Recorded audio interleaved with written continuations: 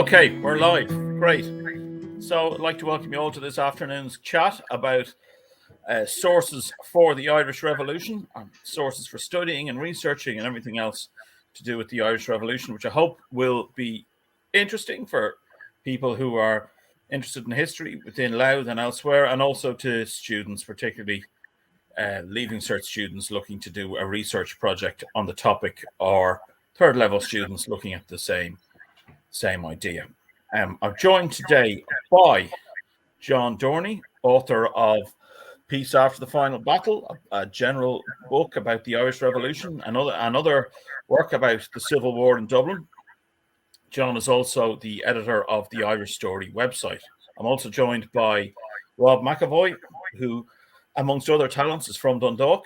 And in addition to this, Rob is currently an archivist with the Military Service Pensions Collection in Cathal Brugha Barracks in Rathmines. And last, and very definitely not least, I'm joined by Eve Morrison, Dr. Eve Morrison, who has recently finished up a stint as a research fellow at Oxford University and is the author of the forthcoming Kilmichael, Life and Afterlife of an Ambush, and will also be publishing a book about the Bureau of Military History with Liverpool University Press. So welcome, everybody. So, Eve, since I finished that introduction with you, I'll probably start with you and just ask you maybe to tell us a few things about what we might call testimonial evidence for the Irish Revolution, so in particular your own work on the O'Malley notebooks and the Bureau of Military History. So what the two collections are and how they were collated and how they're used and how you use them. Okay. Well, I suppose the first thing to say is that between the Bureau of Military History, the Ernie O'Malley notebooks, and then what Rob I think is going to talk about, which is the military service pensions, you have they're the three biggest collections we have relating to the Irish Revolutionary period. They've only come online over the past. Let me see. The Bureau of Military History went online in 2012. It was released in 2003. The Ernie O'Malley notebooks are they're not online. But I suppose so the three biggest collections we have, but they're also all retrospective in the sense that they were these are people being interviewed and asked about the War of Independence and the Civil War and the Easter Rising 20 or 30 years later after the events had actually happened, and so there'd been a civil war, there'd been lots of other troubles there, and there was also the context in which the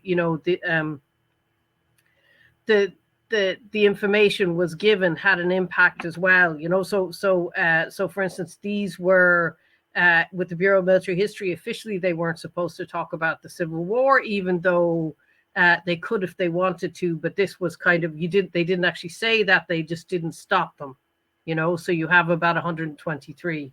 And so I suppose the thing just to always remember when you're using sources like that is the importance of combining your research with other material from the time. And I suppose the difficulty that we have at the moment is we have lots and lots of retrospective material freely available online, but very little of original material, like the Mulcahy papers isn't online, or say, for instance, the Dáil Éireann papers are. I don't know if you know that on the Digital Repository of Ireland, they went online, I think maybe 2 years ago, and they're a very important collection. So it's beginning to change. That's great. And how do you find the Civil War has affected this testimonial evidence? I mean, how common is it for people to do down their Civil War opponents, or how common is it indeed for them just to ignore the Civil War rivalry? Well, actually, I probably should have said in that introduction that the Bureau was in operation from 1947 to 57, and Ernie O'Malley was collecting his interviews from the late 30s, but until about 1952, 53 is when he did his last one. So they were being collected in the same period. And then it was also in the same period that most of from the late 30s and 40s that most people were applying for military service pensions. And the thing is, those three collections are all very much intertwined, because the Bureau of Military History was given full access to the military service pensions records, and that's how they chose their interviewees, and it's also how they chose what to ask them about, right? So really, the two collections are intertwined. Ernie O'Malley was in touch with he got his military service pension. He was in touch with the Bureau. They helped him find some of his interviewees. Ernie transcribed witness statements into his notebooks, so they really are, they're kind of like three interrelated collections. But certainly one of the things about the Bureau that they found is that it wasn't actually the Civil War that caused as much problems as not getting the pension that they wanted, right? That more people refused to speak to the Bureau of Military History because they either got turned down for the military service pension or they didn't get the rate that they wanted. So that at the time ended up being a much bigger problem. But where the Civil War did impact, it tended to have more of an impact on pro-treatyite witnesses, because the Bureau of Military History was a Fianna Fáil project, essentially, even though it was administered by the Irish Army. And so they were and some of them refused to. The other crowd that were much less likely to speak would have been irredentist Republicans who would have remained active in the IRA or Sinn Féin after 1926 or into the 30s. So even some of them did speak, but far less. And Ernie did have access to them, you see. So you'll find a lot more irredentists speaking to Ernie O'Malley, and in that way his collection is quite unique. Okay, thanks very much, Eve. Rob, do you want to tell us the similar questions about the military service pensions collection? So what it is, what we might expect to find there, and any biases that you have noticed when you're collating it or working with it. Yeah. And and how have people used it? I mean, like the pensions collection, first of all, I will say is a massive machine. It's bureaucracy, and it existed to pay pensions rather than having a historical research purpose when it was created. It was there purely, okay, they brought people in and interviewed them, but that was in order to make payment to them at some point down the line, if they're successful, that is. The pension collection is, as I say, it's huge. There's anywhere between 250 and 300,000 files relating to up to maybe 80,000 people. So you're talking about, a vast machine, and you're looking at, I think there's like 40 different file series contained within the collection. So it's a huge process, even for the archivist now, to try and get a handle on trying to source everything under one individual's name. So some individuals may have 2 or 3 files, and some can have up to 10. So that could mean that's traveling throughout the storage area, trying to put all these together, making sure you're getting all the same person. There's a number of other series then, like, for example, the brigade activity reports, while relatively small, in that there's only 151 files in the series, they're hugely significant because they were put together by the local brigade OCs and battalion OCs, and then submitted to the referee and advisory committee. And that was purely done in between the mid-1930s into the early 1940s in order to help the referee and advisory committee process the claims under the 1934 Act. So you've got 66,000 claims coming in under 1934. The referee and advisory committee, as you can imagine, are overwhelmed by the number of applicants. So they need assistance from local OCs to get through them to verify claims. Then we also have the nominal rolls, which again help to verify. They contain the listings for Cumann, the IRA, Irish Citizen Army, and na Fianna Éireann on what were known as critical dates, then the truce, and just after the Civil War. So again, they're very useful. They provide details like names, addresses, and the ranks that people held on those crucial dates. And then finally, we have the the medal series, which contains, I think it's 44,000 applications. Now, they're not available online, while everything else I've said is available online. So that does mean going in and making an appointment with the military archives. They, as Eve has already made reference to, like the vast majority of these 80,000 people are unsuccessful. Like you're looking at 18,000 people actually getting something in terms of monetary award. So like in terms of how we've seen it used, obviously academics and historians are making use of the collection, that goes without saying, but we're also seeing like local committees now, particularly in times of memorials, they're putting up plaques, etc. So they're coming to us and asking, what have you got on X, Y, or Z? And they're basing that off then using our information to supplement their own.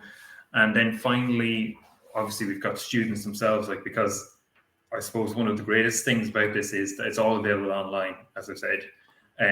So making access to it has been, it's so much easier now. It's not involved in having to travel to Dublin, for example, to see something. Anywhere in the world can access this stuff for free. So like, I think it's completely changed how people are going to interact with primary sources. And we're going to see that this trend of digitization, I suppose we happened when we did, like we were lucky in that respect. But you're going to see that trend, I think, increase in the future. And that's how it should be, to make it fair to everyone. That's great.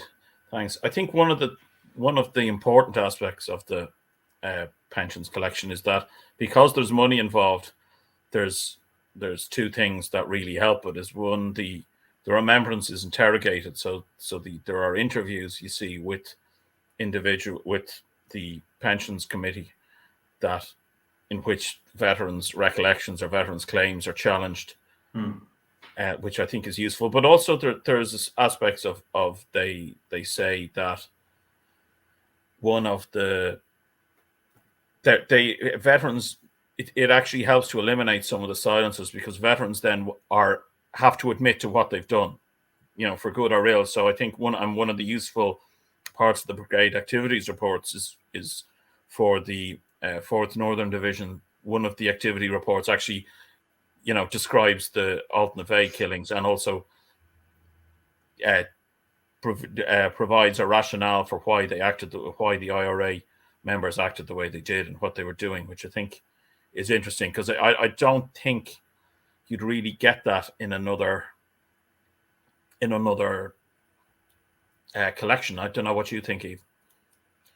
Well, I was just thinking there about what Rob was saying in his really insightful overview there. I mean, I think in terms of the new information that's coming out in the MSPs, and I think he's very right to point out that this wasn't material that was collected for historians in the same way that the Bureau was. The Bureau was basically very consciously asking people to make statements for posterity and for people who were going to, for the record to be set straight in terms of the War of Independence. And so in that sense, it was a legitimizer. If you think it was very much a public history project, and the MSPs weren't. But at the same time, what we're getting in the MSPs is a much broader and better understanding of how the wider how the IRA operated in the wider sense in terms of the logistics that underpinned IRA actions in the sense. So for instance, the statements from the women contain an enormous amount of information about the logistical support that was provided, and also because they didn't really take the women as seriously and gave them a much harder time in the interviews and made them describe in much more detail what they did. We're actually getting a lot more information about that sort of information, where there doesn't tend to be that much detail, at least in the MSP files that I've seen.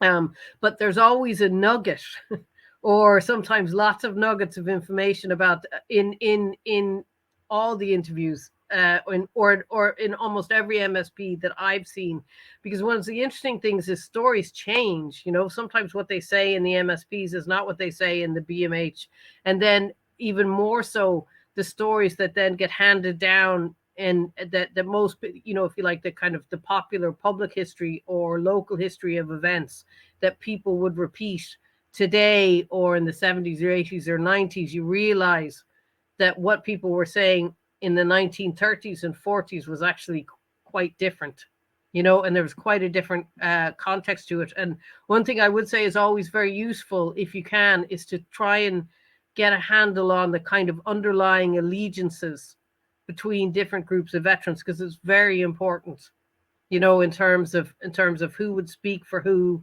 you know, who would include them, you know, because for instance, in some of the you see in the nominal rolls, which are the for the MSPs, they were, you know, some local veterans groups weren't collecting information about guys who would join the Free State Army. They were only collecting information about people who had gone neutral or who had fought in the Civil War. It was very much seen as by 1934 as a kind of Republican project, you know, but not everybody did that. So it's important to do as much background research and to understand the lie of the land when you're looking at all of these sources, because you get a lot more out of it, and you understand, you know, what seem like offhand comments aren't really offhand comments at all.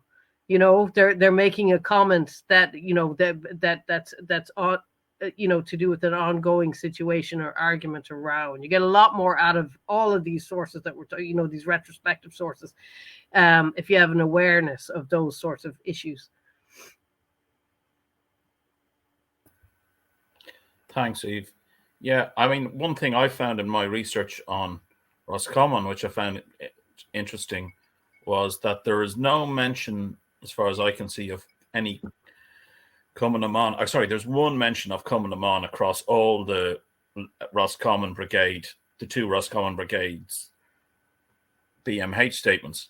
But then when you get to the MSPC, you can see even sometimes the same people giving references to women for activity, particularly in towns, particularly in garrison towns like Boyle, where it was quite difficult for the IRA to operate, and they relied often on women, particularly, you know, even if it's just talking to black and tans who are guarding prisoners, and, you know, intelligence work and things like that. So it's I think in that way the MSPC really helps to, again, cover up a silence. I've one question for you, Eve, as well, in terms of the three.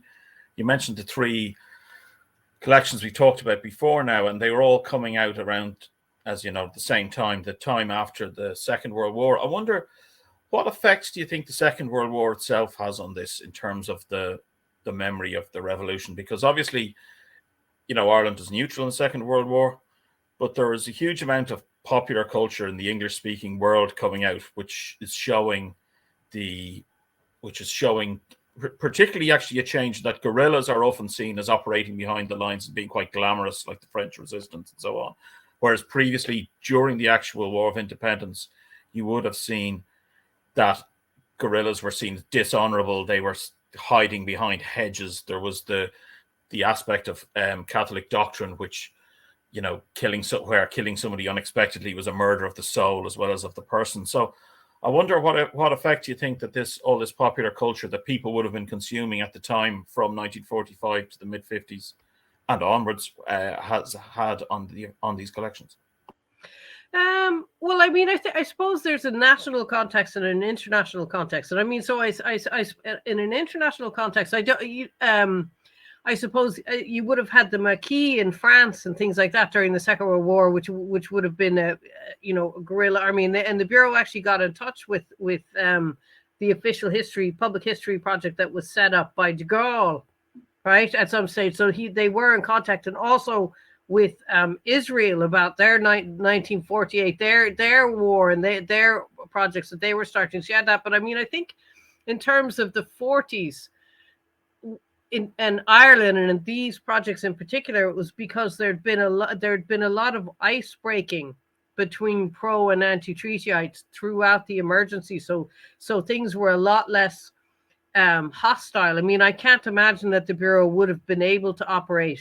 It certainly wouldn't have been able to operate in the 20s. Things still would have been too kind of up in the air between in the 30s, so that you have from, I suppose, from 1937-38, Ireland, settles down. Most people have accepted the state, and so then you have this kind of calming of the waters through the emergency, so you have so the bureau is made up of both pro and anti-treatyites, and some of them are in the army, like Paddy Brennan, who was the secretary of the Bureau of Military History, was an anti-treatyite. His brother, Sean Brennan, was also anti-treaty, but they joined the army. So what it was, I suppose, by then was this kind of core, what had become the core establishment of the revolutionary generation, right? Which was by that stage pro and anti-treatyite, and I can't imagine. So that was very much a necessary background in order for a project like the Bureau to operate. And the reason why Ernie O'Malley could collect and interview people like Tom McGuire, people like Moss Toomey, who were still active in the IRA, is that because he precisely because he wasn't aligned with those sorts of the establishment the way the Bureau was. Thanks. I mean, one other point I'd make in addition to what you've just said there is that one effect the emergency has is that it means all the anti-treatyites, or huge numbers of the anti-treatyites who join either the LDF, as it was called, or the FCA as we know it now, or the regular army, have experience of being in a regular army. So it maybe affects the way they talk. So they often use quite militaristic languages, militaristic language or military terms in ways that a British commentator might deride because they're inappropriate because of the size of the formations and the activity that's going on. But apart from these collections that were gathered subsequently, we do have some collections of contemporary documents, and these are often mixed in, I think, with the private collections of senior IRA officers who either spent part of the retirement commentating on the revolution, or as Richard Mulcahy did, and are writing about the revolution and commentating on it, as Florence O'Donoghue did. So, John, you've a bit of experience of working with these. So I wonder if you could tell us what those collections consist of, how you've used them, how you've seen others use them, and what you think of them. Yeah, well, I think the foremost one, particularly for the Civil War period, is the Toomey papers. And Moss Toomey was the IRA chief of staff in the later 20s and 30s. But what was bequeathed to him was all the anti-treaty IRA records from the Civil War. So it's really not just a personal collection at all. It's like an official archive of the IRA. And I'm always struck by, there's a scene in the TV series The Wire where someone says, "Are you taking notes on a criminal conspiracy?" And that's exactly what the IRA did. There's unbelievable, documentation of what they did. And this is true to a degree in the War of Independence. Some of it's in the Mulcahy papers, which again is very largely the archive of the IRA pre-truce and of the National Army. Now, it's come to my attention, and Rob might have more to say about this from the National Archives, or the Military Archives rather, is that Mulcahy shapes the archive. He leaves things in and takes things out. He wants to make himself look good, which is not surprising. But, in terms of contemporary sources and documentation for the organizations, be it the IRA pre or post-truce, the National Army, the Free State Army, we have incredible documentation. It's the best documented revolution ever, probably. The pensions is a brilliant source, and the Bureau is a brilliant source. Just a little point on the Bureau there. You mentioned Alton Levay, which people might know in County Louth or might not, but it was a reprisal up in South Down by Frank Aiken's unit where he killed 6 Protestants. Some of them had connections with the B Specials. That was a retaliation for a B Special atrocity as well. But there is actually statements in the Bureau about it, so the Bureau can surprise you. But I mean, to answer your question though, on the manuscript sources, there's excellent stuff really in UCD archive in particular, Mulcahy papers, as I said, Toomey papers, Frank Aiken's archive. Aiken obviously very relevant to people listening in County Louth. Aiken again, while they're largely a collection of contemporary documents and so very useful, you do have to be careful with them. They're not neutral, because Aiken in particular, almost all of his papers are arranged to talk about the outbreak of the Civil War and how it wasn't his fault and how he tried to stay out of it. It's very carefully arranged in that way, even though he didn't write them all. So, I am of the old-fashioned view that the contemporary evidence, the archives, are the best source. But they're not. They're not neutral either. You have to remember who compiled them and why. And one interesting thing, just before I finish on this point, is regard to the Mulcahy Papers. There's a great section in the Mulcahy Papers on the Army Inquiry of 1924, which is to do with the mutiny of a section of the Free State or National Army at the end of the Civil War. And of course, the Army Inquiry is very murky because actually it was to do with also rivalry between Mulcahy and O'Higgins, Kevin O'Higgins, the Minister for Home Affairs. So they didn't have a brief to inquire into the mutiny at all.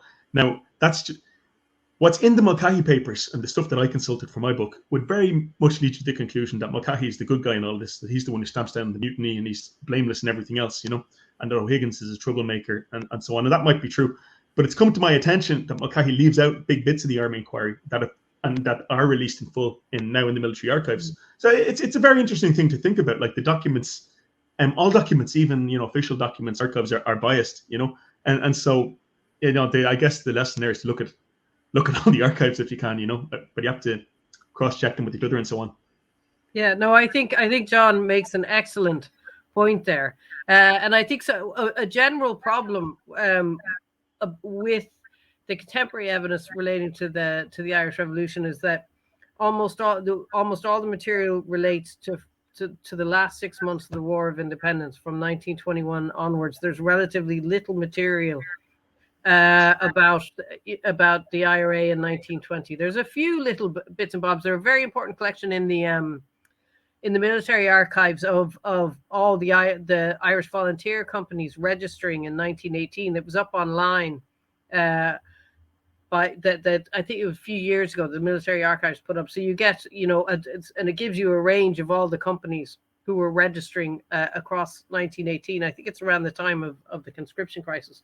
But so we have very famously, Richard Mulcahy's collection of papers was captured by the British in December 1920. So that was all the information that basically he had in building up the IRA went, and then unfortunately it seems to have been destroyed in the Blitz during the Second World War. So those papers don't exist. So that so that is always, so it's not 1920 in a lot of ways is more difficult to document. But what there is a collection I was talking about earlier, which was the Dáil Éireann papers, which do go back. They go right through 1920, and I think a bit earlier. So there's omissions in the evidence that we have, and there's also bias. I mean, John is absolutely right to point out that contemporary sources and primary sources have biases as well, and that's why it's important to use them together.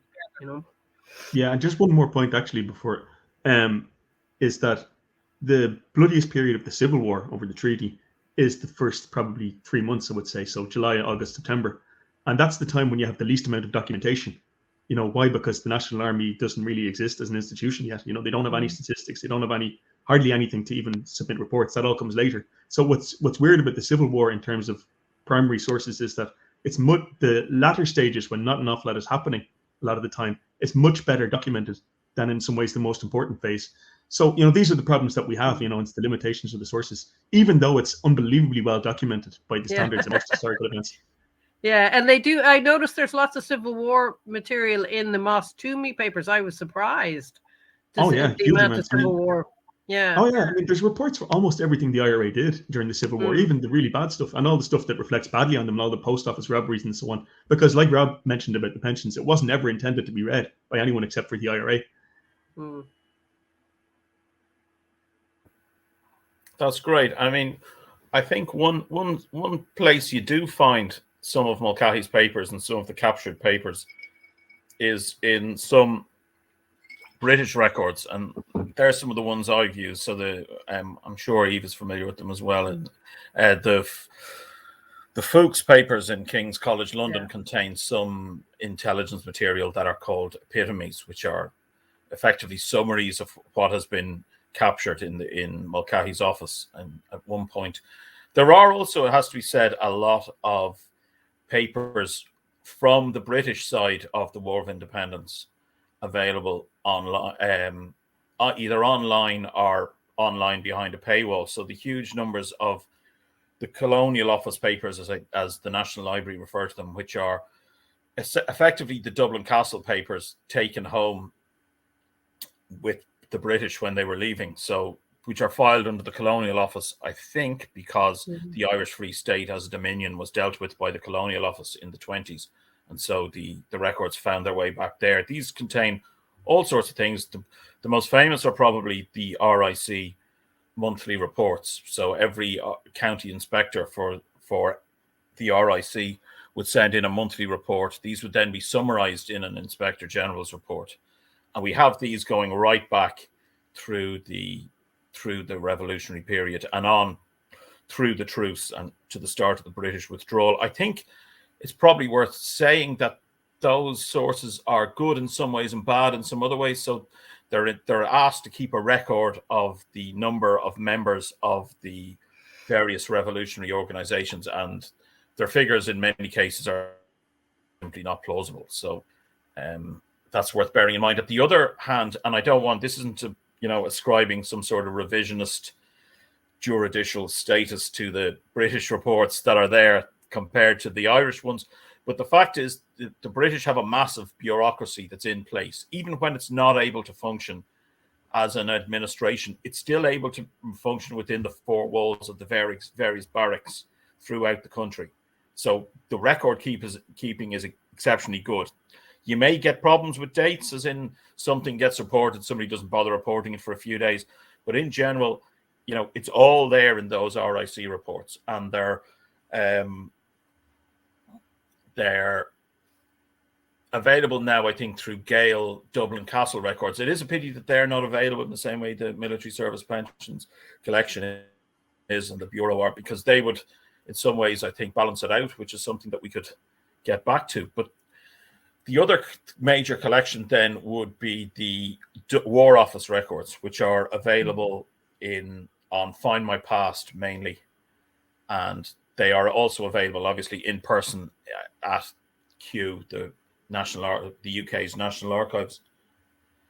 These records contain all sorts of everything concerning the administration of the British Army in Ireland. So in particular, they're quite biased, I think, towards the East Coast. So there are a lot of stuff from Dublin in the main, and obviously then Dublin takes over other areas. So there's a lot of stuff about Louth during 1921 contained within the records of the Dublin district of the British Army. So this is everything from search reports. So you can literally find somebody in the military service pensions collection saying, I was arrested towards the end of November after Bloody Sunday, and then you can look on Find My Past and you can find this person being listed as call on number 20 Clanbrassil Street in Dublin, arrest Mick O'Hara or whoever, and you can see that person's name and you can see that person being arrested. So there really are detailed records. So the War Office and the office records from the time. The other contemporary records that the British provide is, of course, the record of the rebellion. So this is an official history that is produced in the early 1920s, and that is based on contemporary documents at the time. So again, the War Office records, but that gives a really good overview once you allow for the bias and the repeated anti-Irish digs that you're going to experience reading it. That provides a pretty good overview of what the British Army think is going on at the time.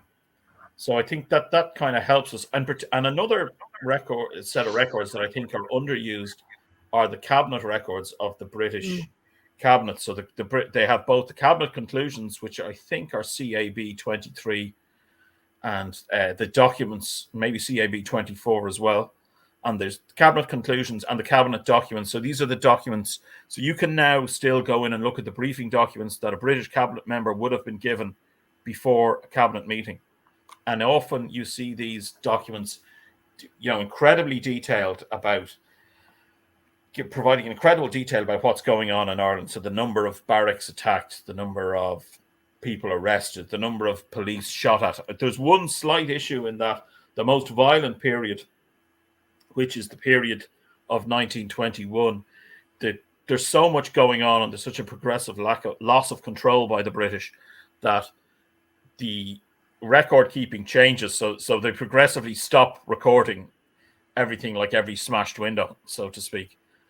So that can be an issue, but that's clearly flagged in the documents when you look at them. So these British Cabinet documents are something that can help us get through periods that are missing, say, from the Mulcahy Papers or from testimony, or you can match it to the testimony.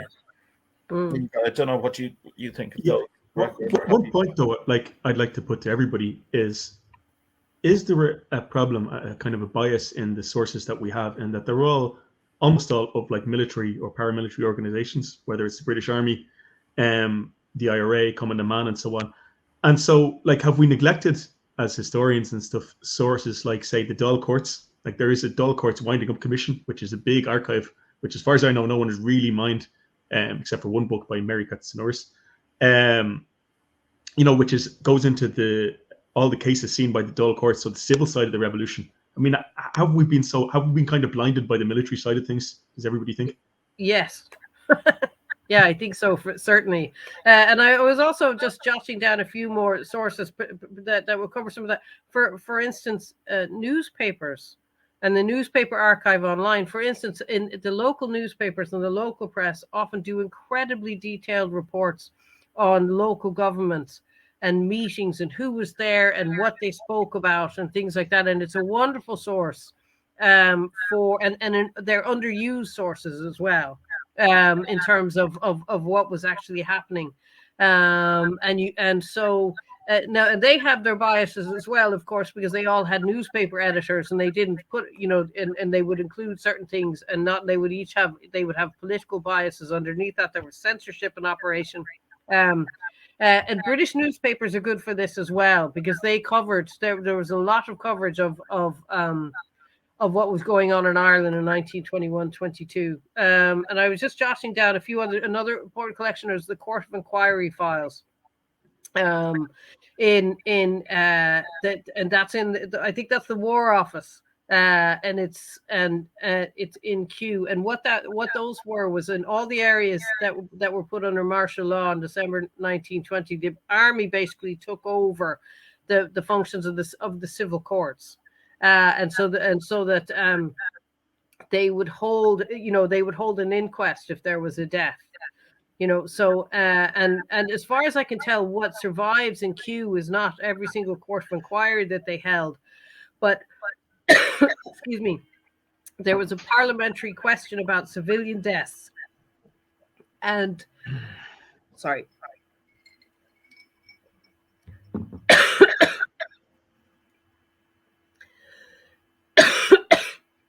And so this was them. You better let somebody else take over. Yeah, I think those courts of inquiry are really interesting, and they're really an interesting part of the War Office records. I mean, there's two sets. I think there's the sets that you described there, Eve, where they have the martial law has caused the British Army to take over the functions of the state, as you said. So they're courts for all sorts of things. And then there's also the records for the Republic of Ireland Act, the Restoration of Order in Ireland Act, or the ROI Act, as it was called at the time, which was effectively the reimposition of the Defence of the Realm regulations on Ireland in August 1920.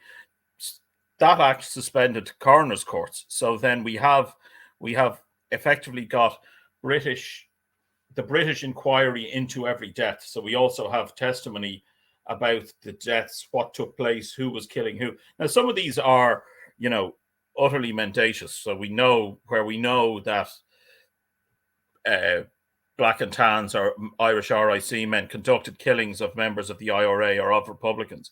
And we can see them flagrantly denying this or making up stories relating to, people were shot by the IRA and things like that. And actually, I think one of the things the military service pensions collection gives us is that actually we can be certain that some of those contemporary records are being dishonest, because we know that if somebody had shot another member of the IRA on the orders of the local IRA commander, they would be putting they would be mentioning it to the pensions board because they would be wanting for that activity to count towards increasing their pension.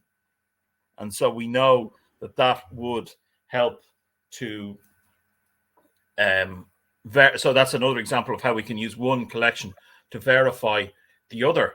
I'd always, personally, we all have our own biases in terms of what we're interested in history. I mean, I do think the Dáil courts and all of this are very interesting, and the social history itself is very interesting. I would always defend the study of military history and the study of conflict. I think there's a natural human focus and interest in conflict, and I think that can often lead us to looking at the certain aspects of it. And also I would always, and my argument would always be that actually its conflict makes the situation unique. That if you were talking about, say, strikes, you could just as easily write a history of strikes 1900 to 1930, whereas you wouldn't really be appropriate to write a history of political violence or a history of guerrilla warfare in Ireland 1900 to 1930. So that'll be my perspective. Go on, John. I mean, I think that there's a broad definition of conflict, though. So, there's kind of a great striving, especially in the Bureau and also in the pensions, to, paint it as a regular military conflict. And you mentioned like the military terms that they use. I think that's all the way along. I don't think it's the emergency that teaches them that. But, I'm not sure that's really what's going on. I mean, I think that especially in the Civil War, an awful lot of it is kind of rival tax collections, is what's going on a lot of the time. A lot of the destruction of infrastructure and so on is like that. So the Dáil courts, I think, for example, are very important about this idea of controlling people. Like Charles Tilley's idea, without getting too technical, about like warfare being about rival extraction, about who gets people to obey their laws and who gets to pay taxes to them. I think you have to look at the conflict in broader terms rather than just like military kind of engagements. I just wanted to ask Robert a question though as well, which is like I spoke a little bit about like biases in contemporary sources and archives. Well, what biases do you think the pensions have as a source? Well, I suppose obviously there's the major bias is that we've got one side of a story in terms of it's just purely the Irish side. In terms of bias for in the individual applications, obviously there is a certain amount of you're there to try and get pensions, so there is a certain amount of having to I suppose not big up your claim, but we definitely noticed that there is a certain amount of, there were checks and balances that were put in place, either because you had the critique of the referee who's sitting across from you.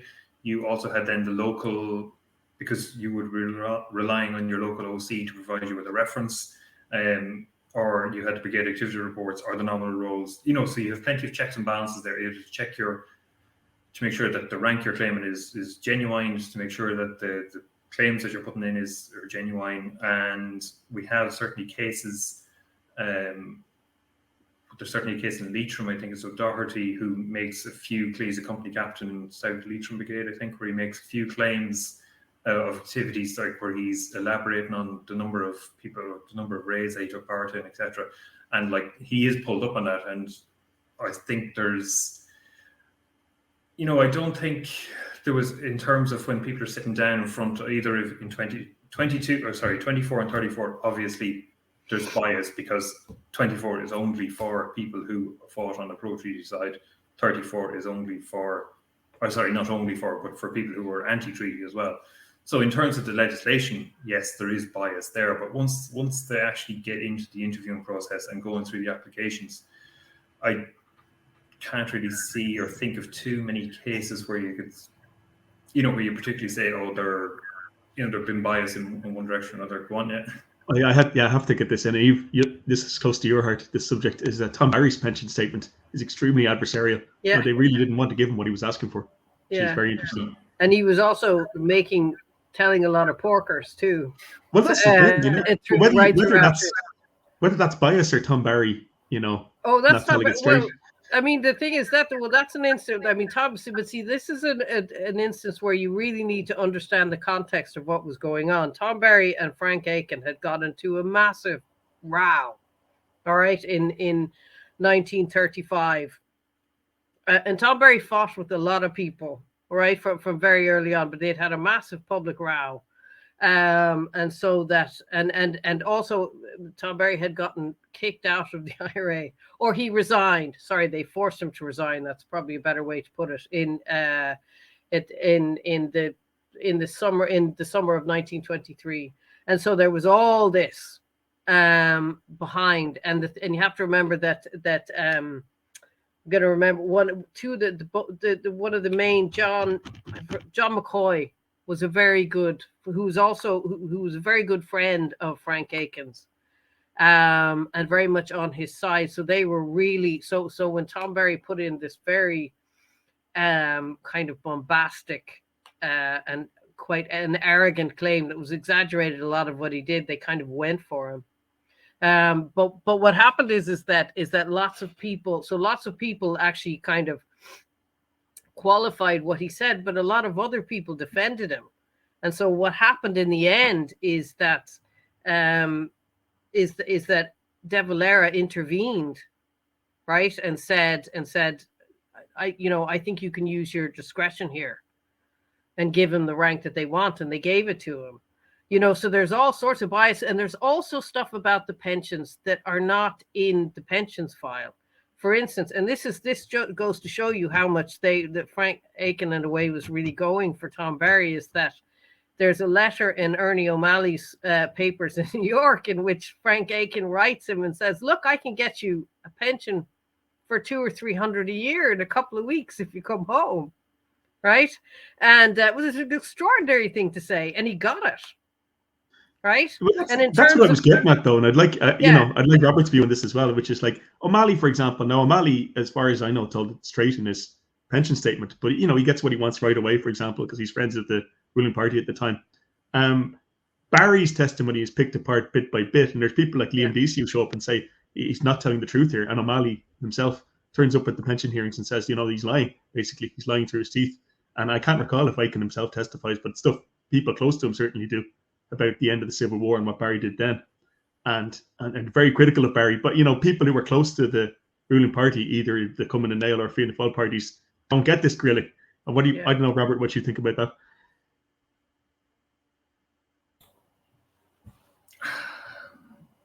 I don't know, to be honest. I don't know if I can answer that question. I'm not. I think I'll take a neutral. I don't know if I can answer that. Yeah. Okay, I don't mean to put you on the spot. I'm sorry. Yeah. I mean, one thing I just say there in defense of Tom Berry is that he had the one argument in his pension file that is, I think, legitimate, is that he had given up his British Army pension for the Great War because he joined the IRA. Okay, Tommy, I'm sorry, that's not true. That's not true. He collected his, and see, there's online now the disability, the British disability records have come online, and Barry was collecting money from the British disability pension for malaria and for a heart condition. It was a kind. It's been at the time they thought it was heart condition. It was now a kind of PTSD that he had, and he was collecting it well into the 20s. So basically, the British kind of funded his career, his War of Independence career, and the thing is he was, and right through the Civil War as well, as far as I know, he was collecting those papers. Now the thing is, he was entitled to it. It was a different war, and the thing is the British couldn't actually take it off them. I mean, what would happen, because he wasn't the only ex-British soldier to join the IRA. And so what there are is cases where auxiliaries, if there was a raid and they found the IRA guy's pension book, they take it just out of badness. But technically, there was no legislation in place that they could remove somebody's pension for being in the IRA. But,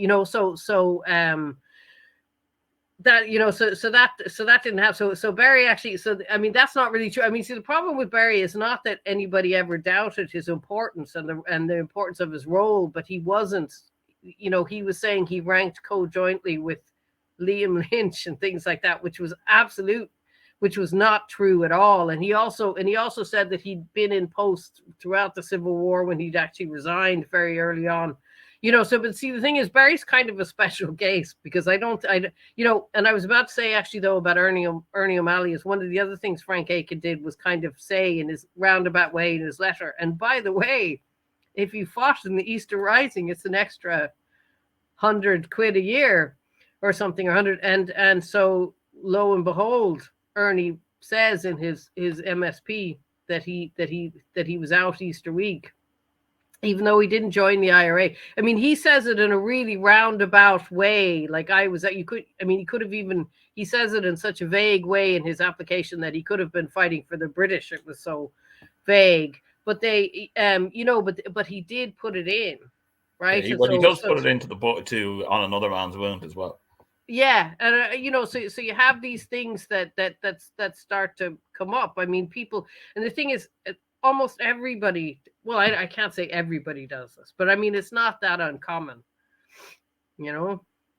Mentioning On Another Man's Wound there just takes me to another question, Eve, is how do you find matching up witness statements with memoirs? So, and the different type of information you find there. Obviously, Robert Brennan effectively donated his memoir as a witness statement, but there are plenty of others that are different, and I'm just wondering, do you have any thoughts on that? Well, I mean, see, a lot of the I mean, he was far from being the only person who people kind of used the Bureau as a typing service, you know, to type up their unpublished memoirs, and sometimes they did, sometimes they didn't. I mean, what you have to remember about when people are talking about themselves and about individual testimony is that people's relationship to their past changes over time. So they might have, you know, and what they did during the revolutionary period, the significance of it would change depending on the time. So they might describe what they did, you know, like the bare bone facts might say roughly the same, you know, but how they frame it and how they discuss it and the way they interpret it, if you like, can change radically over time. So you'd expect to see differences. You know, and it also would be dictated by the context and by who they were talking to and by the reason why the information is being imparted. You know, so for instance, if it's an MSP file, all right, it's going to be, what they say is going to be largely framed around the two qualifying periods, right? There's no point to talking, you know, which is, I guess, would be the week of the Rising, the truce, and then the first day of the Civil War, if I remember correctly, are the three qualifying dates. And so, you know, and then there'd be a different set of biases in the BMC. And there's nothing wrong with this. This is part of what makes it fun, and this is part of what makes it interesting. You know, you could just go read a phone book if so, you know, so that it's nothing to be scared of. And I think John is right to say that they all have their biases and that you use sources kind of symbiotically, and the best thing you could do is just triangulate with as much different information, as many different sources as you have, and you'll get, you know, an approximation of something that happened, but also bearing in mind that something else might, you know, might be released or become available that would, you know, that would change it a bit. So it's kind of a conditional and ongoing process all the time. That's great. Thanks. Just one of the questions we have in is, I've lately read a few books written by US foot soldiers who were in Vietnam. Are there any books like this that were written by English soldiers that cover the War of Independence period? Well, there are two books that I know of which would be similar to what you're looking for, which are, one is produced by William Sheehan, which is, I think, British Voices of the War of Independence, if anyone wants to nod there and to send to that. Yeah. And that is a collection of various unpublished memoirs that Barry, as he's known confusingly, has collected from the various archives in Britain. So that would be similar to what you're looking for. It's be more like a collection of short statements rather than long memoirs. The other one is Douglas V. Duff's Sword for Hire. Is that the correct one? Yeah, I mean, I haven't done a huge. The Mr. Duff wasn't based anywhere I've really researched in any detail, so I haven't read that. Eve, have you read it? Yes, I have it. I mean, it's actually not bad. There's actually British.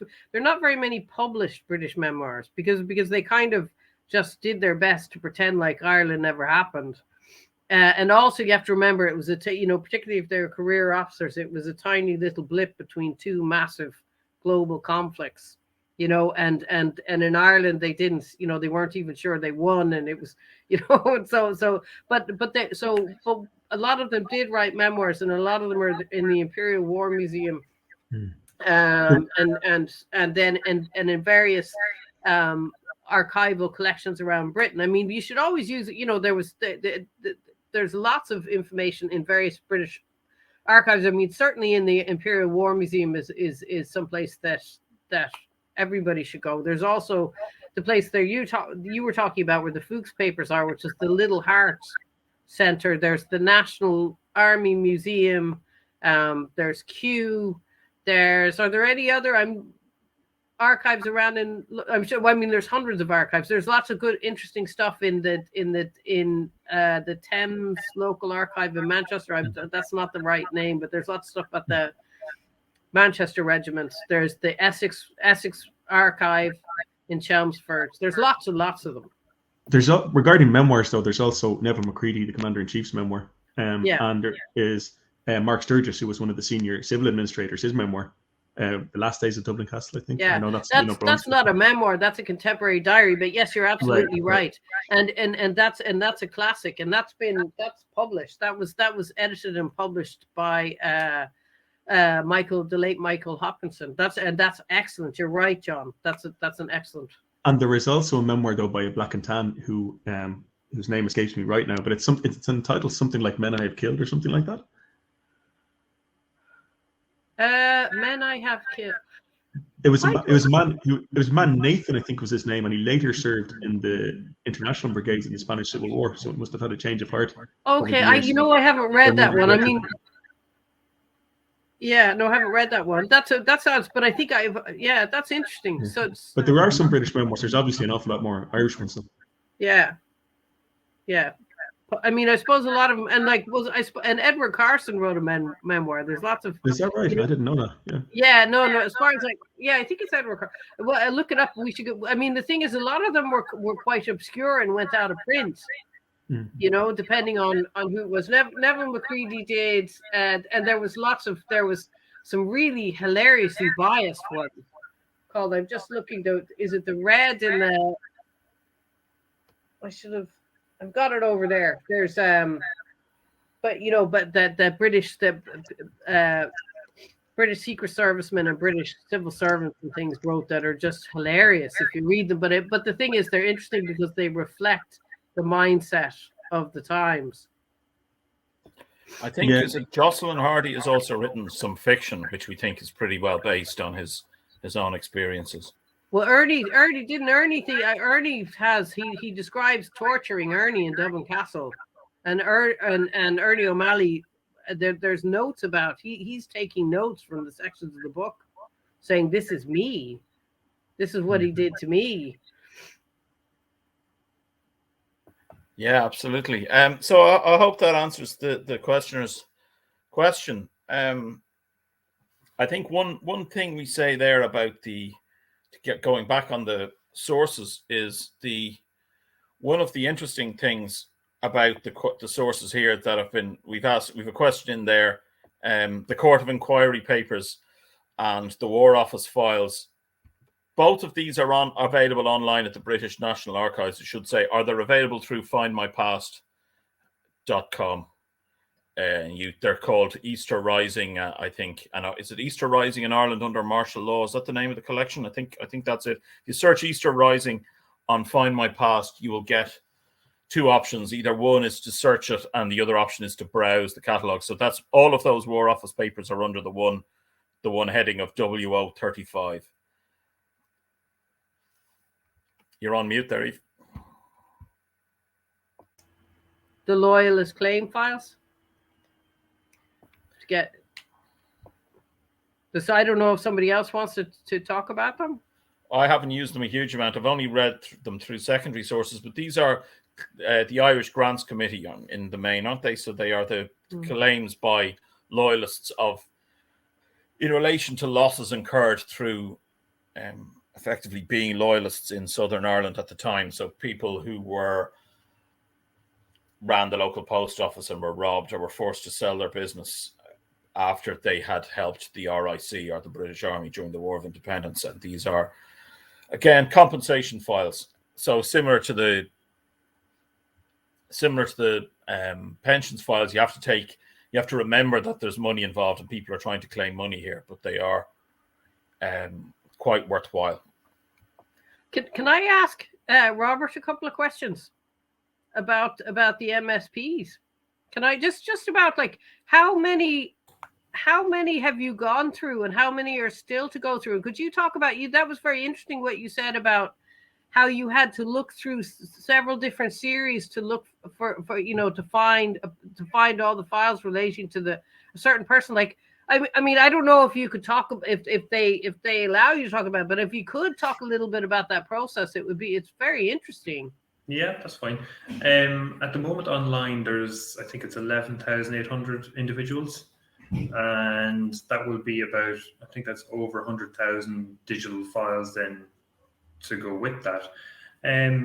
Yeah, so like a person could have, obviously they'll have once they send in their application for a pension, they will have they'll have two files, like their application file and their what might become their payment file if they're successful.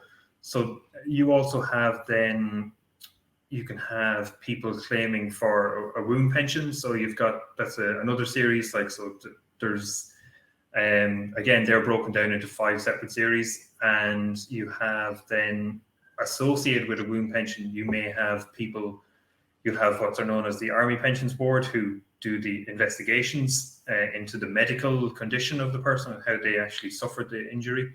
And then you will have the Military Service Registration Board, who investigate the military side of things, if the person was actually a member on the date and so on.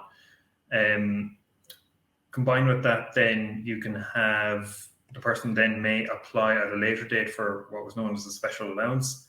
So if you were basically infirm or over the age of either 60 or 70, you could apply for a sort of a top-up allowance. So you can sort of see, straight away you can have how quickly you can get to 7 or 8 files. And they're all obviously, there's, I don't know how many, there's thousands and thousands of boxes in the storage area.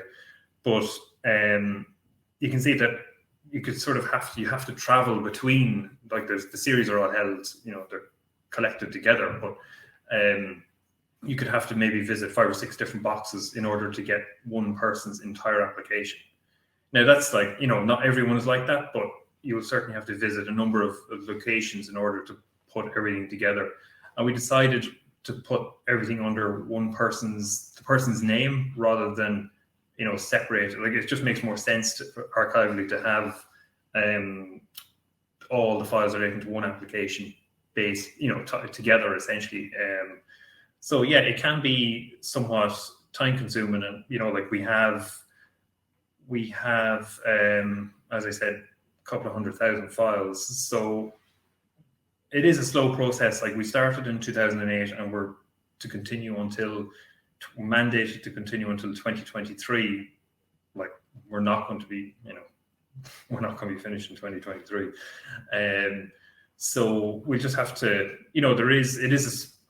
there's 4 or 5 archivists working on it. Like, so it's, it's not, it is what it is. Like, we do have as well then the digitization team, but it is a time-consuming process. There's no doubt about it. And you can see, like, from the levels, I'm sure you're well aware of searching the collection itself. When you go in and type in pretty much any, keywords example, the descriptions that you're getting back, there's so much in them. It's not just basically file of Joe blogs relating to these periods. You're getting details of what they actually did during the periods, and that sort of is to help the researchers, trawl through. For example, Alton they can find the 20 or 30 people who claim or are in some way associated with that. So we do know that it is quite a slow process, but we feel that we're putting out the best material possible and in the best way. So I hope that answers that, does it, Eve? Is there some sort of internal system, so that you could, if there is 7 different files for somebody, is there one file that you can locate that will tell you that there's another 6 someplace else, or do you just have to look through each of the different collections?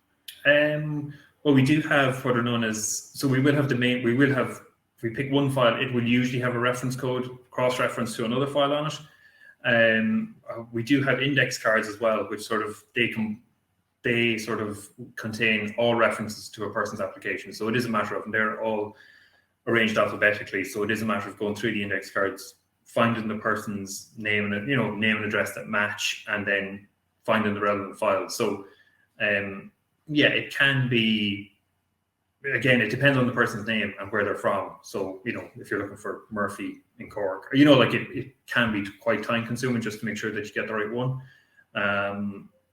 But as well as that, then not everything is held in the pensions collection building. There is the DP files, which were disability files or special allowance files, and they were held in Galway, and some of them still are, and some of them have been transferred to the military archives. So we do have to check other lists then to see if the file actually is, if we can actually physically access it as well. So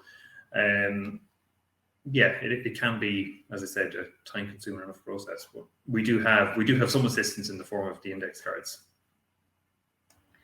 Actually, I should have said, Tommy, just before, about in terms of the Bureau of Military History, what is not online in the Bureau of Military History is the administrative collection associated with the Bureau, which is I looked through them all for my PhD. So there's over 2,000.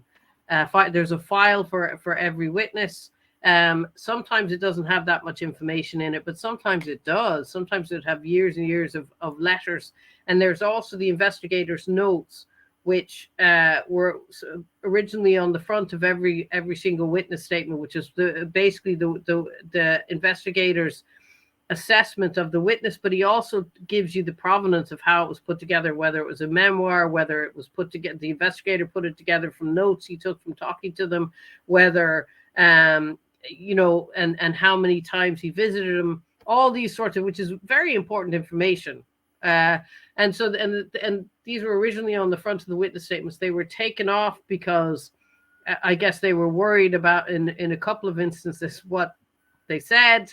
But I'm pretty sure I'm the first researcher to see them, because I just drove them crazy when I was doing my PhDs, and until eventually I got to see them just before I finished, and they really do make a difference. And they're not up online, but they are available in the military archives, and they're well worth a look.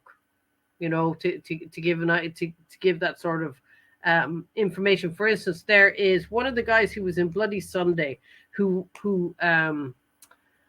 in the squad, and he writes this really flippant account of Bloody Sunday about something handing out angels' wings and all this, and and when you read the investigator's notes, you realize that this was a talk he gave to a veteran society, like a public talk, which actually makes it kind of more horrifying in a way that he would be so flippant about what he did. But the thing is, if you don't know that, it's information that you need, I think. So people should definitely have a look at them.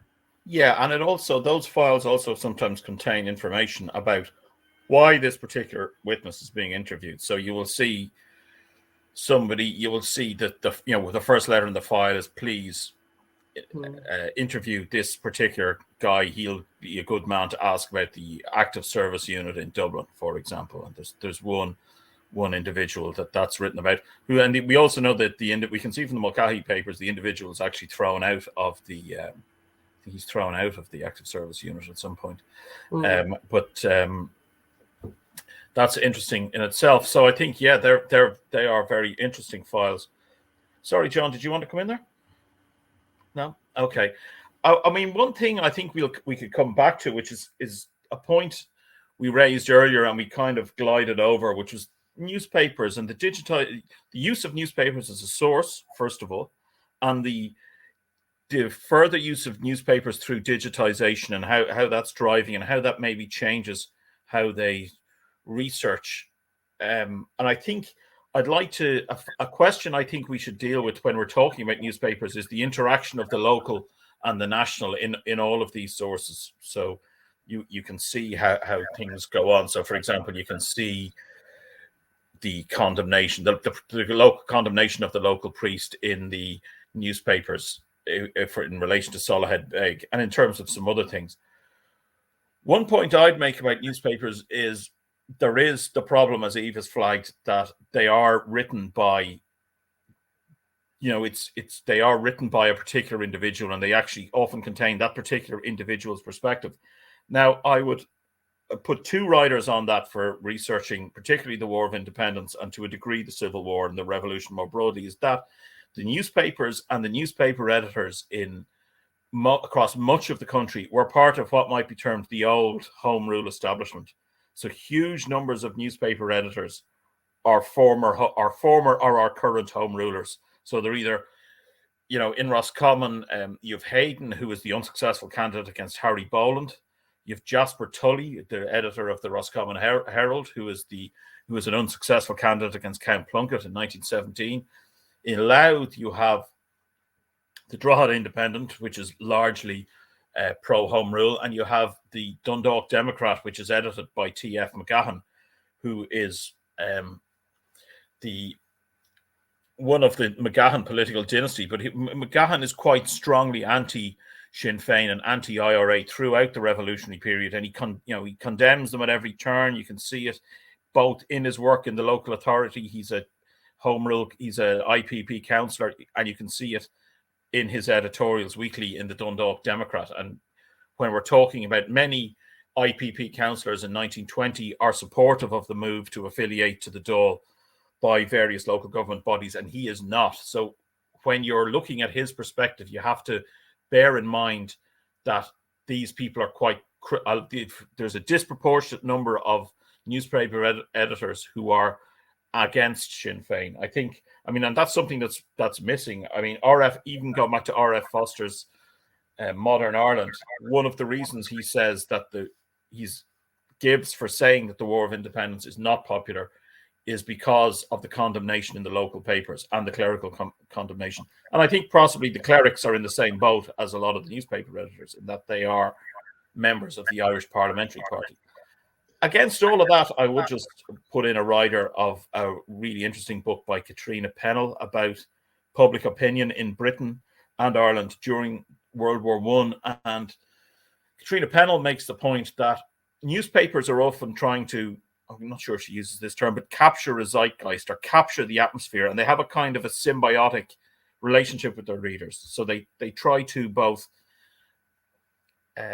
influence their readers, but they try to, I would say, shape what their readers say rather than shape what their readers think rather than create a whole perspective. So they try to add nuances and perspectives to an already formed world view.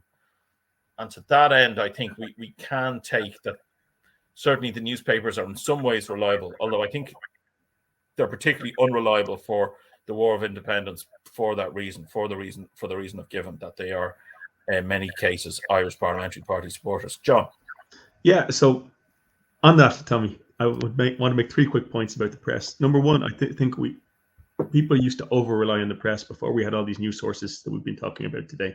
So today we've got much better sources. And however, we should still use the press is my second point, because especially the local press, and I think either you or Eve mentioned this earlier, the local press at the time is an exceptionally good source. Why? Because in those days, a reporter would go to a meeting and take down in shorthand everything that was said.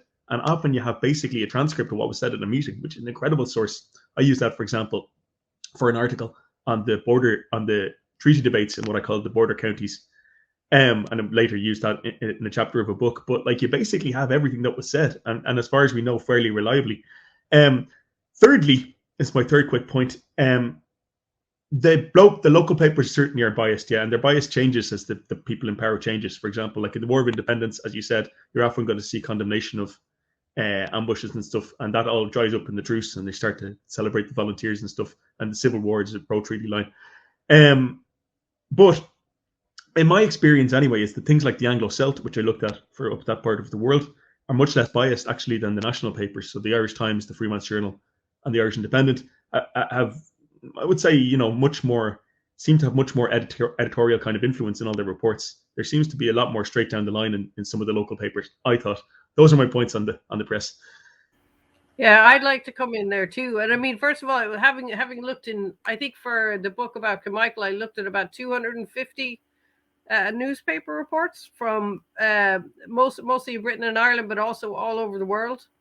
And I have to tell you, and I looked at things around it that actually even the Irish Times, the most biased, the Irish papers were much better than a lot of particularly the Tory press in Britain, but also that a lot of the liberal press and newspapers, particularly Manchester Guardian, were actually quite good, and they were if you go in and they were actually interviewing people, and there was but also what they document though is how angry people were about reprisals, for instance. So if you want to understand the dynamic of the War of Independence, yes, people didn't like the IRA, but they hated the response worse. So what you see is, and so the British was not only carrying out a hugely unpopular policy of reprisals and then lying about it, but then they're also, for instance, they're cutting off the funds to all to Irish local government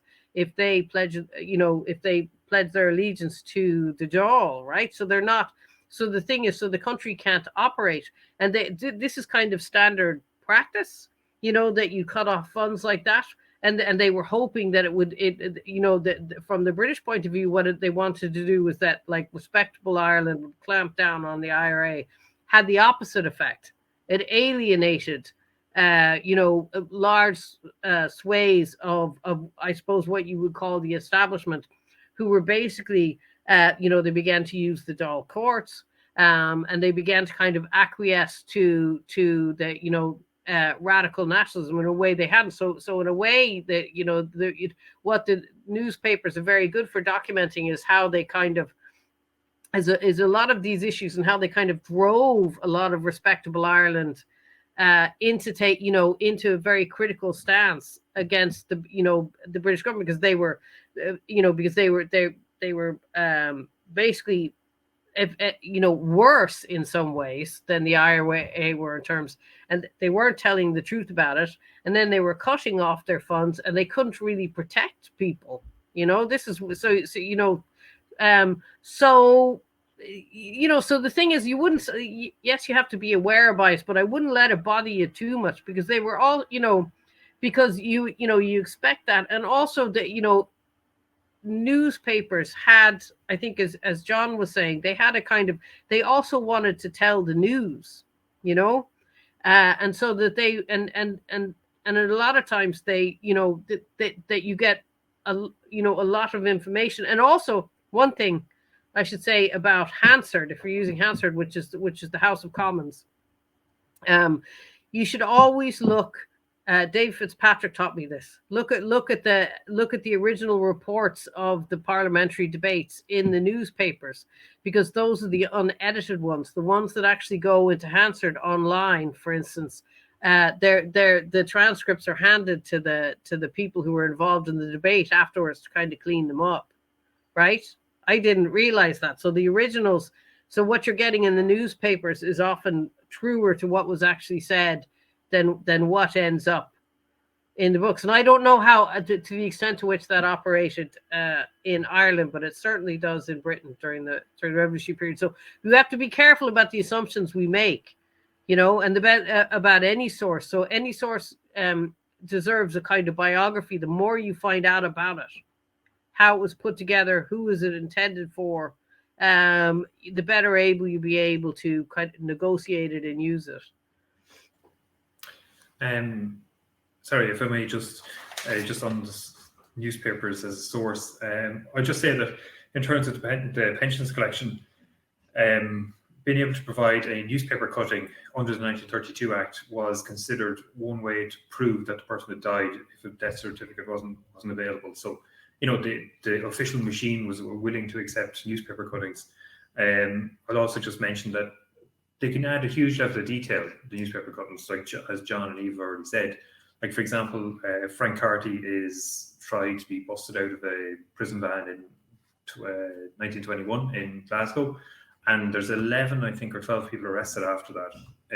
And there's great back and forth in I think it's the Scottish Brigade file, where they have the details of the trial itself, which adds far more than the material that's actually in the files. So, you know, it does add a great level of detail.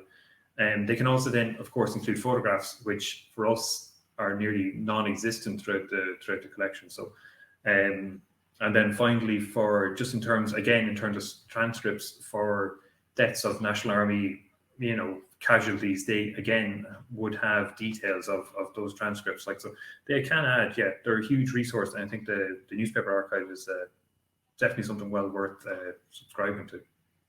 And they're also the main source, for instance, for election results, local government election results as well. It's been based, and as far as I know, it's one of the only sources we have for the results of those elections.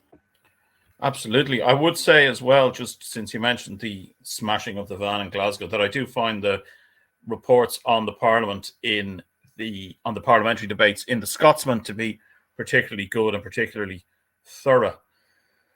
What I would say as well is it's interesting. I mean, one of the ways in which the sources, we interact these sources, bring them down locally is through those brigade activity reports. So it's interesting, I think, maybe to compare them to newspaper reports. I should say as well that I'm just going to abuse my position here to have a moan about the Irish Newspaper Archive, in that they have recently changed how you download clippings. So you used to be able to clip a particular article from the archive, and it would save the clipping as a PDF with a shortened name of the newspaper, the date, and the page number in it. And now you can't do it, and you can't do that, and you have to save it as an image, which just gets a generic file name, which is quite inconvenient for those of us who are sad enough to sometimes do hundreds of these in a day. I don't know if anyone else has found that. I know exactly how you feel. I found that myself. I've written to them a couple of times about this because the quality isn't as good either. So it's a big problem. Also, though, they have the Radical Newspaper Archive. I don't know if you have to take out a subscription to that, and that has kind of the all the little anti-treaty papers, blue shirt papers, communist papers, all the more radical press that was going on in Ireland right through. I mean, not just in the revolutionary period, but right through. And those are really interesting. I found, in the labor papers, and so that's well worth a look. I mean, it is behind a paywall. You do have to pay for it. I mean, I suppose the Irish Newspaper Archives is behind a paywall too, but you have to pay additionally to get the Radical Newspaper Archive. Yeah, I think a lot of libraries and third level institutions would have access to the main newspaper archives. We have a question in from Michelle Garvey. So, Michelle, if you wouldn't expand on that, and what is Crossmaglen conspiracy and newspaper reporting, that'd be great, and we'll try and answer that for you in a minute. I think one issue that we have maybe with the pensions collection sometimes is overclaiming, and this reminds me again of the newspapers and how we get to it, is I was wondering, maybe from the perspective of the military archives themselves, Rob, how do you deal with this? And situations where, I know there's one situation in Longford, I think Marie Coleman uncovered, where there's a claim for a particular incident, and newspapers, the newspaper reports remind me of that, because we can't find a newspaper, nobody can find a newspaper report for the incident being claimed. And I'm just wondering how, what's the archivist's perspective, or the military archives in particular's perspective on those kind of claims? This isn't the Clonfin ambush? Many people were killed in that, no? No, it's a different one. I think it was an archive that was it was an incident. Sorry, it was an incident that was claimed for by a number of people, but that no evidence could be found for having taken place. Yeah, I mean, I suppose this would come up that, as John and Eve have already said, and yourself, that you do have to be aware that there are gaps in these things, and certainly among the brigade activity reports, there are there are warnings that we would say before anyone, like researchers should be aware of this already, that you cannot solely rely on one source. I know in one of the Longford things, as I mentioned, that some ambush where they claimed they killed 15 British soldiers, and of course none were killed at all. But so yes, like as archivists, it's more our job to make the material available rather than to actually interpret, and to, like, while we do make warnings and say, like these dates, for example, the dates and activity reports can vary. If the activities claimed, most definitely make sure that you check somewhere else. As I said about the guy in, I think it was South Leitrim or South West Common, basically making up claims, along with another one or two I think it was company captain, and he would sign off on it, and 3 or 4 other guys were sort of brought into this conspiracy to try and win pensions. But I suppose the bureaucracy at the time did find them out about it. But like I just reiterate, like you need to check other things. Like all we can do is make the material available. It's up to people like yourselves to actually interpret that. Yeah. I mean, I'll just say one thing about the Mulcahy papers, if I may. Just one interesting thing, particularly when you're looking at the brigade activity reports, is that actually the contemporary version of those, so the IRA brigade diaries, the operations diaries for various units, so in Roscommon they tend to submit them by battalion, is that these actually often clash with the brigade activity reports, and that you'll see an ambush in Phibsborough, and you'll see 5 people, 5 members of this unit involved, and you can see then 15 years later they have a brigade activity report produced where they claim 15 members of the company were involved. Now there may be an slight issue there in terms of what are they saying in relation to spotters and people who aren't armed, or people who aren't taking part, but often we've enough detail to know that's probably that they may be gilding the lily slightly in terms of their claim. It's worth noting as well that actually you can see, particularly for activities in towns, so the killing of Volunteer Mulholland in Dundalk, or a lot of the street ambushes like the one I spoke about earlier for this Decade of Centenaries programme, where a volunteer from Dundalk was killed in Pearse Street in Dublin, is the newspapers give really good accounts of those, because they, as Eve said, they have eyewitnesses. And it's worth noting that both the Mulcahy papers and the War Office papers in Kew contain huge files of press clippings that were taken at the time by the intelligence officers for the various parties to the conflict. So these reports are pretty comprehensive. Oh yeah, no. I was just going to say, as far as I can tell from the brigade activity files that I've looked at, they actually use newspapers a lot, for at least to put them together. I mean, and also the things that they do is they reproduce captured documents in newspapers. Now the thing is that they're obviously you have to be careful in that sort of context, but at the same time, a lot of times they don't seem to have changed them. They just put them up. That in Frank Aiken's memoir, he was talking about how he got some of his documents taken off him when he was arrested, and then he said, but I got some of them back because they were republished in the Morning Post, which is an hysterically kind of right-wing newspaper, but they just see, but he was delighted because they put all of them in. And during the Civil War, they did that a lot. And you could, and say, for instance, and you know, Richard, they were good enough for Ernie O'Malley and for Moss Toomey and people like that. So they used these transcripts from the papers of these captured documents, and they knew they were accurate.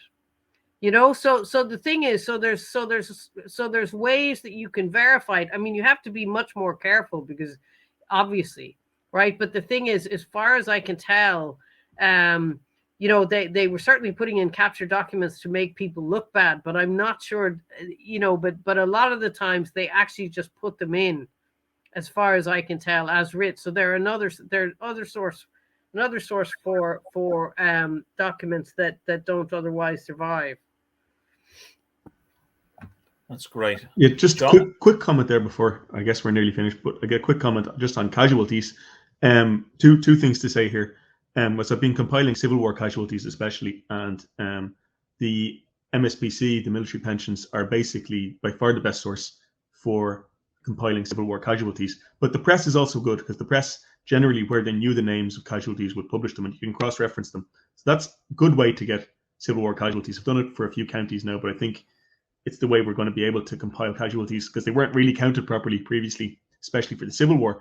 Of course, the dead of the Irish Revolution have done them up until the time of the treaty.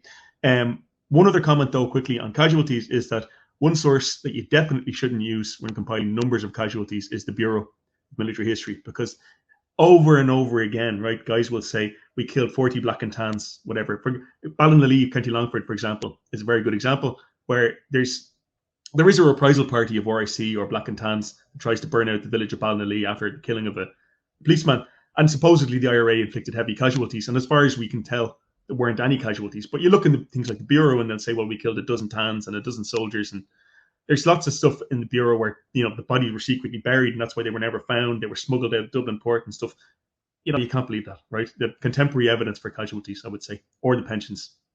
Yeah, no, I would agree with that. And certainly in a lot of the British reports as well, they overestimate the casualties as well. I mean, and a lot of times I'm not sure they're exactly deliberately lying, or they're just kind of, it's more like guessing, or they see people falling, or sometimes they are lying. Okay, there's no doubt about it. Yeah, I mean, there's a bit of the Vietnam War syndrome as well. Like someone mentioned Vietnam earlier on, where like the body count, you know, where we saw drag marks, there must have been 20 Viet Cong killed and stuff. So maybe people do think that, in the heat of the action and stuff, but you can't rely on those, I'm afraid. You know? Yeah, no, I agree. I think that's absolutely the case. Yeah. So when you're to everybody, like when you're going to look through the Bureau, if you're searching for especially your local history, and you're going to see guys say, you know, we killed X number of British soldiers or X number of RIC, you know, take it with a pinch of salt. Go and check something else as well. And because the thing is most of the time there are some record. If somebody is killed, there's generally a record of it. But you know, there's a death cert. There's some sort of inquiry. There's a report in the newspaper from the period. So you will be able to document. And I think John's right. If you can't find it, some sort of evidence from the period, then there's a chance that it, you know, a good chance it didn't happen. Yeah, I agree. I think it comes back. It's similar to my point about the MSPC, whereby we can tell by the evidence that somebody would have claimed by now for if certain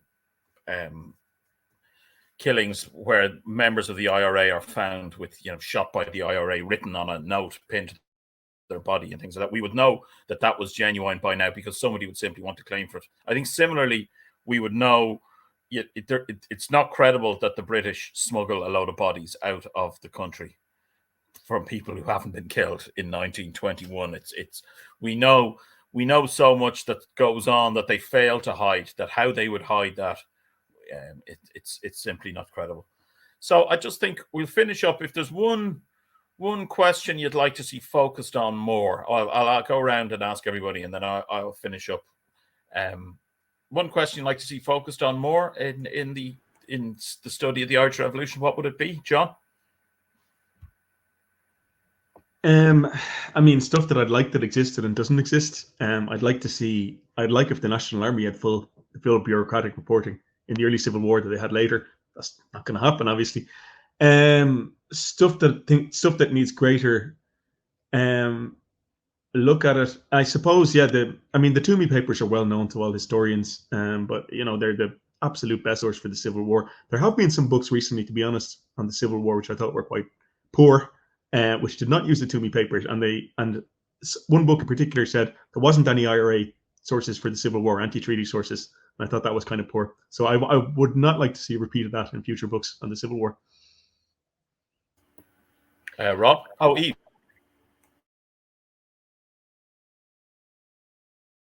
Rob? Sorry, yeah. I suppose one thing I'd like to see is like what questions that we can now ask that we couldn't have asked, beforehand, or like the field of digital humanities and where that's going to go in the future. Like, again, with respect to the pensions collection, how that is going to be used within the next 10 to 15 years. I'm sure there's trends of study that are emerging or will emerge, in the future that we haven't even thought of yet. So I think, that's something I'd like to. Yeah, and going forward, of course, there's the possibility that the images we have of the pensions we'll have the OCR recognition, the optical character recognition to actually read what's in all the pensions. So we'd be able to search them like that as well. That's one thing I think which might actually further enhance the pensions, because I know that's something that's changed with the Bureau, in that originally it was just we just had the papers, whereas now you can actually word search the Bureau statements themselves. So I think if I was to predict something that was going to change, that might be it. Eve, what's the one thing you'd like to see covered more? I think there needs to be more concentration on the impact on wider society, on everyday life. And also, there's only been, how many books have there been about the civil administration and the Dáil and the revolutionary government? I think one or two. I mean, and the thing is, in some ways, having read through the contemporary newspapers, that's what the world was entranced with to a certain extent. Like there was, they reported on the IRA, but it was the idea that this counter government had been set up, that different county councils all over the country were pledging allegiance to, that they had set up these alternative courts. I mean, that, and so people were really intrigued by that. And I think that certainly in contemporary terms, and giving legitimacy to what was going on in Ireland, it would, the whole civil and political side of the Irish Revolution was vital, and we don't know nearly as much about it. And I think we also need to have better studies of public opinion and what most people thought, because I think John knows a lot about this in terms of public attitudes towards the Civil War in particular. And John, even though he writes military history, actually is very careful to talk about its impact on public opinion, which I thought was one of the things that I really liked about John's book, and particularly it was from him that I learned about the general strike in June 22. And so which is very important. And one of the things, for instance, when I went in to find out, is that there wasn't a single national newspaper published of the national dailies on the day of that strike, right? They just, because so it was just going to show the extent to which they were in support of what was, of the strike, but also against this kind of looming military conflict. So those are the things, in short, what I think we need.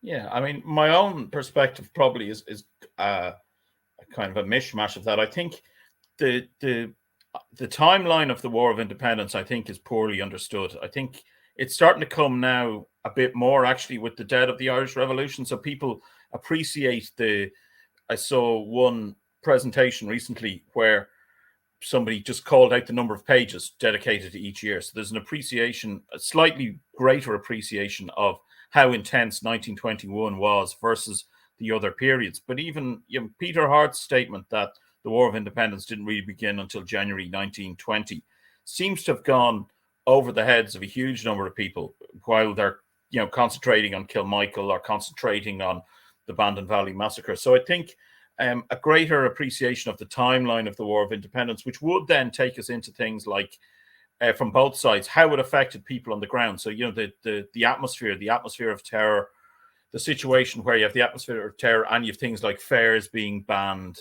and the effect on markets and on supplies, and also the effect through 1920 of rail links being disrupted by the strike. So we talk about the strike often from the point of view of Dublin, but it's a bit of an issue if you're in Castlerea and there's no train. So obviously, I think the trains it's such a main line. The trains run through Dundalk and Drogheda pretty consistently, but they are disrupted. So I think a greater appreciation of that 1920. There's an intense period of the War of Independence in 1921 where things happen almost everywhere, because you still often see that sometimes from popular people who have kind of an anti-nationalist but popular history perspective, saying, well, nothing happened here and nothing happened there. Well, in fact, they're right, probably, but in general, a lot of things happened in these places in 1921 and in May and June 1921. Not least, of course, in North Louth, where there's an outbreak of tit-for-tat violence from about the 20th of November through to the first week in July, when nothing had happened in the area previously. So I think if that was one aspect, and of course, actually as well, Evie, it's in terms of the civil administration. The Dáil courts flourish through the summer of 1920 and into the autumn, but they're quite effectively suppressed by early 1921. So if you're going to understand the course of the War of Independence, I think you need to understand that if you're talking about the British courts not functioning, you're talking about the British courts not functioning in July and August 1920. To some extent, they do function again in January, February, and March 1921, and then there's probably even further disruption because there's such a disruption. There's such an open level of irregular war in the country. After that, there's further disruption again. So I think that kind of seesaw of power needs to be understood better, and that will be understood better if people understand the timeline, and also then the psychological effect of people of the terror and the worry of living in a society like that. And that's something I think that comes out when you see the reaction to the truce actually in local papers and things where people are celebrating. So you might wonder what's been going on, but there has been quite a lot going on at that point. So that would be my hope. I'd like to thank everyone who did join us. I'm going to double check the questions. I'm going to just deal with Michelle's question on South Armagh before we go. The Cross-McGlen conspiracy was an event in South Armagh in the 1880s regarding the murder in County Armagh of an estate agent named Mulleverer. 12 men were convicted. It's just a short report, but Michelle is examining bias in newspapers and government articles. And Michelle's just wondering if anyone knows of anything that could, anyone knows of any sources that could be of use. I mean, the one thing I would say is that those Gale Dublin Castle records are the Colonial Office series of microfilms in the National Library, Michelle, go back to the 1880s. So I think they would be useful. John, do you know anything? Outside of my period, I'm afraid. Okay. No, so I think, Michelle, that's the best I can offer you. I'd say look at the local newspapers that are available.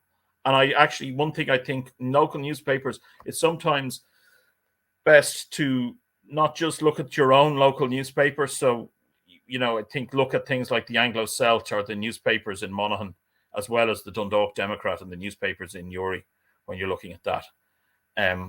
The other thing I think Eve mentioned there, talking about unusual sources such as French newspapers. I think, Eve, do you want to say a bit more about international newspapers there before we go?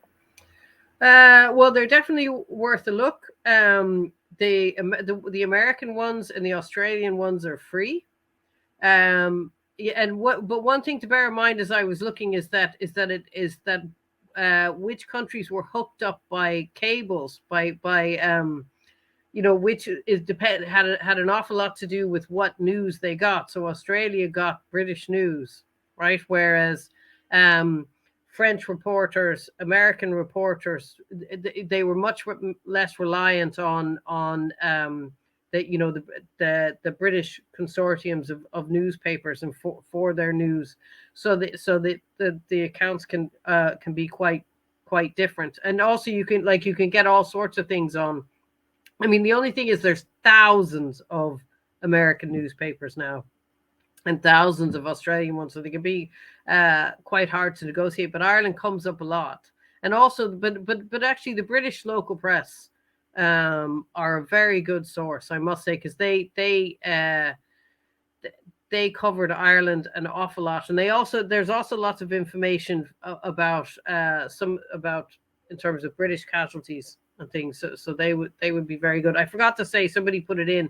The Irish Railway Records Society is a marvelous archive, and they have huge files on attacks on stations and trains from, I think it's 1920 right through the Civil War, and there's the equivalent files in Kew, because the army had somebody stationed at all the major railway stations, and they would report any suspicious activity, and that's right the way through 1919, 1920. So those are all very, very useful sources as well. Right. Thanks very much, Eve. I think it's just left to thank our contributors, John Dorney, Rob McEvoy, and Eve Morrison. We have two more events coming up before our cross-border symposium. So the first one is Dr. Peter Rigney of the Irish Railway Records Society, who will be talking about the Great Northern Railway during the revolutionary period. So some work he has done on the rail strike and on other things like that. So that'll be on tomorrow week at 7:15. And also this time 2 weeks, Eve will be returning with Margaret Ward, Mary McAuliffe and Leanne Lane to talk about women's activism in the Irish Revolution. So we all look forward to that, I'm sure. And I hope you can all join us then. Thank you very much, everybody.